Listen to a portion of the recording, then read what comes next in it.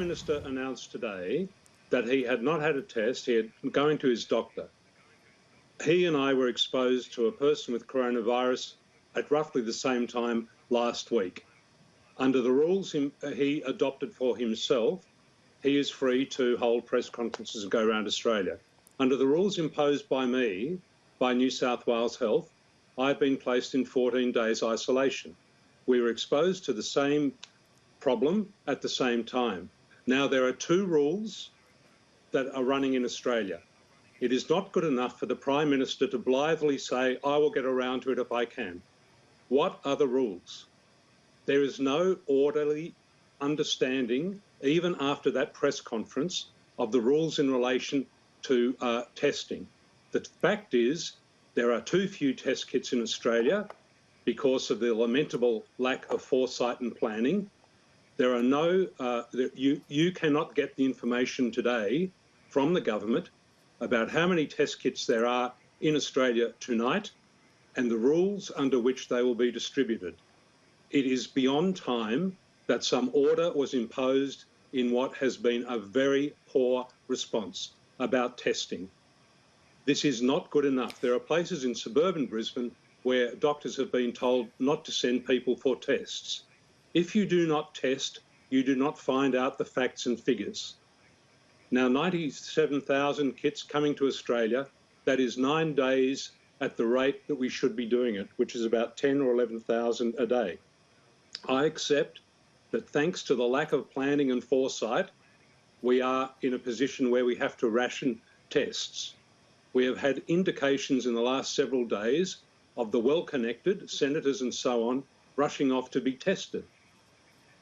Now, that is not in accordance with the guidelines laid down by most of the health ministers, health officers in the states, but apparently not federally. It is beyond time that this was sorted out. And I cannot abide press conferences from courtyards by Prime Ministers who cannot answer the simple question, how many tests are there in Australia today? What are the clear rules under which they will be allocated? And there must not be one rule for those who are well connected and can go around the system and one rule for the others. That's very clear. That is the order that we need from the authorities who are in charge of the response to this epidemic. Can I just clarify, who's the person that both you and the Prime Minister were exposed to last Wednesday? It's not Peter Dutton, Well, is it? the Prime Minister was exposed to Peter Dutton. He was at the Cabinet meeting. He was at the Barangaroo on that night, right? Mr Dutton, by his own admission, was infectious at that time. No. The next morning, a couple of hours later, I was exposed to a person who was asymptomatic at the time, had been at the Tom Hanks gathering at the Opera House on the Sunday night. Now, roughly the timelines within hours are very similar. And I don't want to draw comparisons, the Prime Minister in one sense, but I was exposed roughly at the same time to a person in the same situation as Mr Dutton. In the middle of last week, the Chief Medical Officer of Australia came out and said there was no need for the Prime Minister to self-isolate. Now, that is not consistent with the advice given to me and being distributed in New South Wales.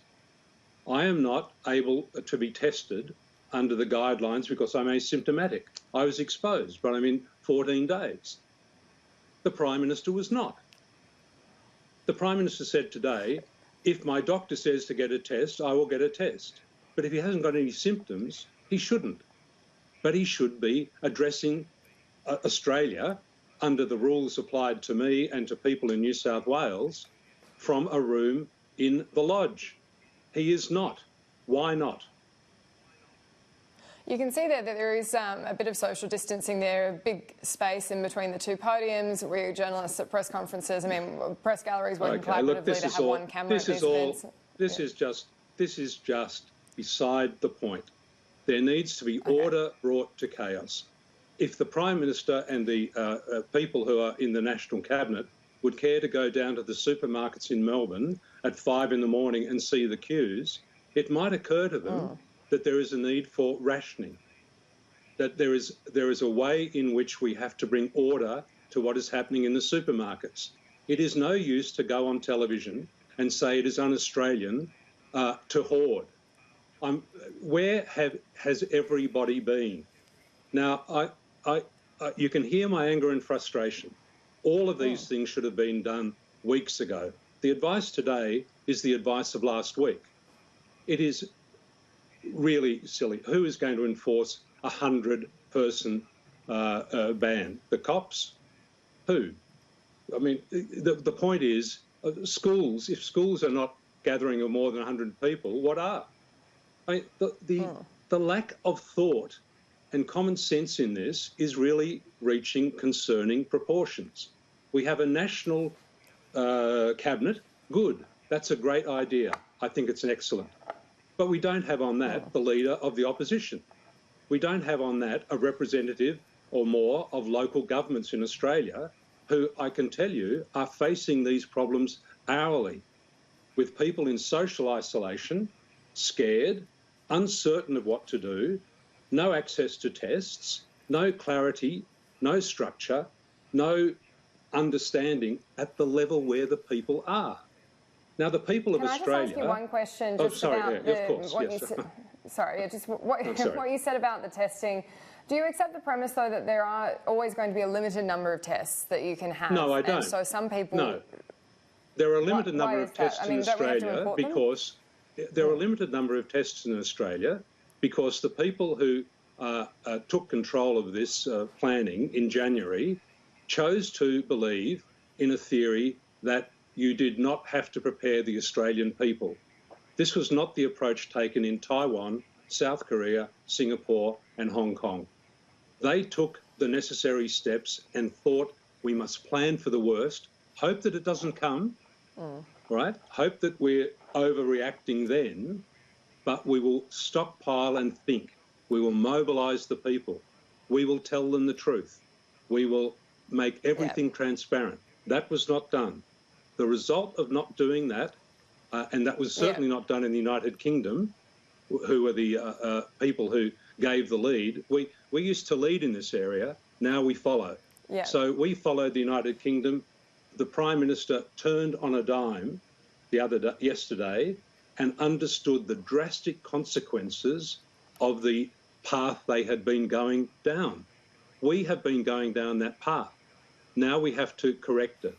I accept that we don't have test kits here, but where are they? How are they going to be distributed? There cannot be two rules for that. I'm sorry to be...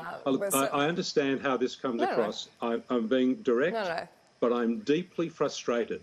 This is not an act of God. It is not inevitable. All of this stuff ought to have been last week. Now get together a proper national cabinet, ring up the leader of the opposition. He's got to be in the next one. Ring up the head of the local government association who can speak and say to them what is going on at that very important level of government. Replicate those decision-making processes at the state and territorial level.